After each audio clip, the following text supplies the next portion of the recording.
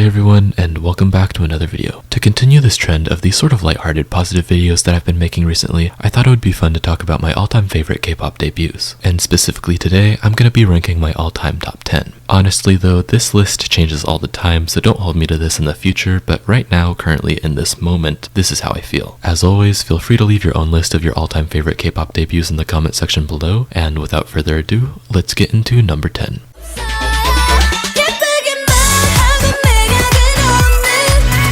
If I ever need a song to boost my mood or maybe help motivate me to do something that I've been putting off, Dalla Dalla is one of my go-tos. Having some of the most iconic one-liners ever, such as beep beep beep beep cuz and I love myself, Dalla Dalla is really just the definition of a feel-good track. One thing that I really love about the instrumental is this sort of pulsing club kid bass line that they have going on. It totally adds that sense of like into the music, if you know what I mean, like that general sort of rave vibe. And I think it complements the message of self-confidence that ITZY have really well. The melody in the chorus is also just amazing, one of the most well-written vocal lines that's ever existed in my opinion, because it's so catchy and feels kind of bouncy where it makes you just want to get up and dance. And I think a lot of people will probably feel the same way, because if you know any K-pop dances, Dalla Dalla is one of the staples that so many people probably memorize really early on. So to put it simply, ITZY's debut was just a pure joy, and it's definitely one of the most memorable debuts in the history of K-pop.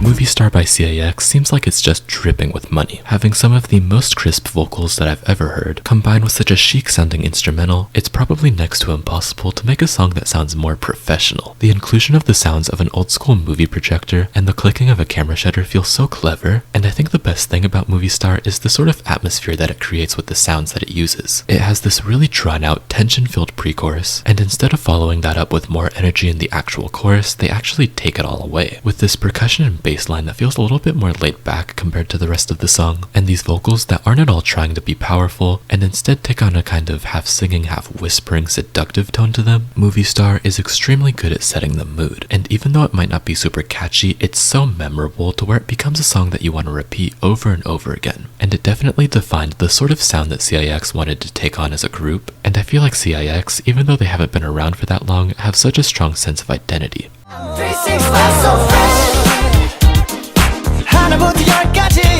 Triple H have to be one of the most well-composed subunits that has ever been put into this world due to each member's own individual voice and personality being so identifiable within the group, and all of them bring so much talent to the table which somehow works so perfectly together. I think Triple H were a little bit ahead of the game with their debut single 365 Fresh somehow being one of the first songs that comes to mind when you ask me about retro concepts in K-pop, despite being released before the trend really took off. The way Hui and Hyuna are able to sing the same vocal lines back to back with each other with neither of them sounding the least bit uncomfortable or out of their range creates this really nice vocal charisma between the two, which is only topped by the charisma of Hyuna and Don's rapping, where both of them have so much personality where it really draws you into the music. And I don't know how to describe it, but everything just feels like it's perfectly set in place within this song. The lines feel perfectly distributed to each member depending on who can sell it the best, and the transitions between each section of the song are so seamless and smooth where it all just seems right, and I don't know what else to say. It's just such a tragedy that we are only able to get 2 releases from this subunit because there was just so much lost potential and they just seemed like the perfect group. But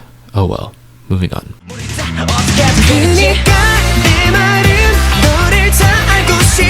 17 had a dollar and a dream when making their debut, and somehow they made one of the most iconic ones of all time. Combining the funk genre with a bright and youthful concept, Adore You is the embodiment of your awkward teen years combined with the dream of an aspiring star, which create this charm that you just can't look away from. Most of them have these super awkward hairstyles and these super wide and innocent smiles, and even though they might not be the most put together, you can see the amount of effort and desperation that they're putting into it. The chorus has this refreshing and uplifting melody to it, and it truly is the highlight of Adore You with the way it's split into 2 parts, with it being the pinnacle of this young and hopeful energy that they're going for. And I don't know, the way that you can see how low budget this music video is, and then seeing where 17 are now being one of the most successful K-pop groups of all time, it's sort of inspiring to see these young kids who didn't seem to have much of a chance somehow reach worldwide fame despite all of the odds.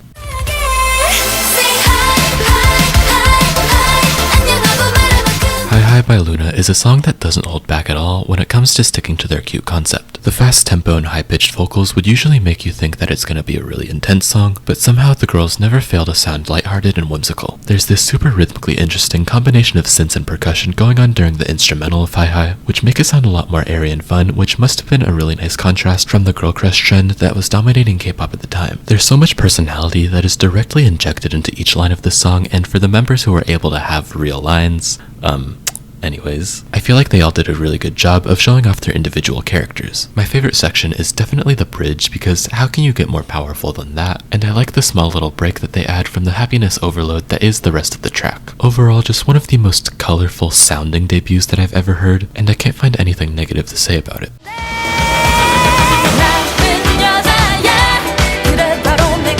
If you're into big band music, which essentially boils down to uncountable amounts of brass and heavy drum lines, I could not recommend Bad Girl by Ladies Code enough. Being a group that both debuted and sort of stopped all of their activities before K-pop really became the next big thing internationally, Ladies Code never got their time in the limelight, even though they have one of the most immaculate discographies, not only in K-pop, but in music in general. Bad Girl is a modern K-pop girl group version of the swing band type of music that was popular during the 1920s and 30s. And to complement the heavy brass instrumental, their voices have this powerful, almost trombone-like quality to them. Ladies Code pulled off this sultry, almost sexy, but not quite, sound so well, and the way they're able to hold back or go full out with the power in their voices, like, it gives me chills every single time I listen to Bad Girl.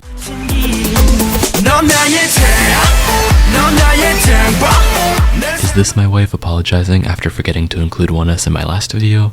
Maybe. But on a more serious note, the futuristic and nostalgic tone that Valkyrie takes on makes it one of the most interesting and unique debuts of all time. And the smooth and buttery voices of the vocalists within this group, combined with the rough and ragged vocal colors of the rappers, creates this really interesting dynamic where you have these seamless vocal sections that blend together perfectly, and then out of left field this hard-hitting rap will come in which disturbs the flow of the song that somehow works because it makes the music a lot more interesting. You know, without these rap sections, Valkyrie still would have been good, but I don't know if it would have standed out as much without them. You can totally pick out the individual tones in Lido, Raven, and Wanung's rap sections, and it helps keep the song from getting boring. I also just want to single out that pre-chorus for a minute, because the way they really utilize the idea of minimalism within music, stripping away almost all of the music until it's just one layer of guitar and one layer of bass, makes it so that when that chorus finally does hit, it hits 5 times as hard. And the amount of time, effort, and money that was obviously put into Valkyrie makes it feel a little bit unfair that it was just their debut, and they only improved upon their sound later on.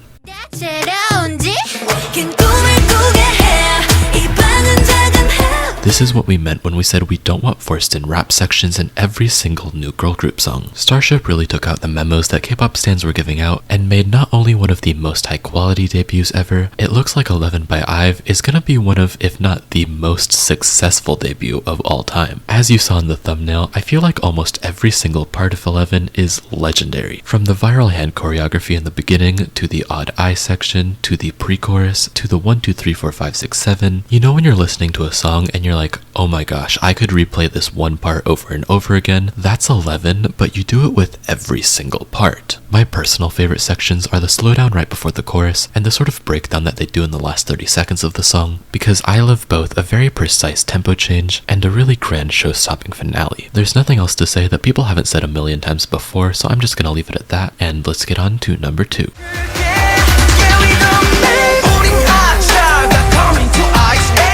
Duh, right? Because how is this possibly the most energetic and just hype track that I've ever heard? First of all, that chorus, I don't know if it's possible to make a single piece of music that has a larger amount of that it factor. The frankly explosive percussion and bass combined with the confident and bratty chanting vocals create this chorus that is just an absolute headbanger, and nothing else gets me more energized or just pumped up. I love how MCND have a high-pitched rapper, a regular voiced rapper, and a low-voiced rapper, and I think they utilize them perfectly in Ice Age, passing off the rap verses to each other in a way that creates this really nice sense of momentum. You'll have Win, who has the deep voice, start off a rap verse with a really chill and relaxed vibe, and he'll tag one of the higher-pitched rappers, and they'll continue on with a higher sense of intensity and the faster rhythm. Even though Ice Age focuses way more on the rap, I think the vocalists shine in their own way too, and the build-up that they make in the pre-chorus has this really ethereal sense to it, kind of like when you're on a roller coaster and it's slowly building up, and then it all comes crashing down when the chorus hits, bringing in that rush and adrenaline that everybody was anticipating. In my mind, this is absolutely the best noise music debut that has ever existed, and if you're into loud songs, this is just the peak of that.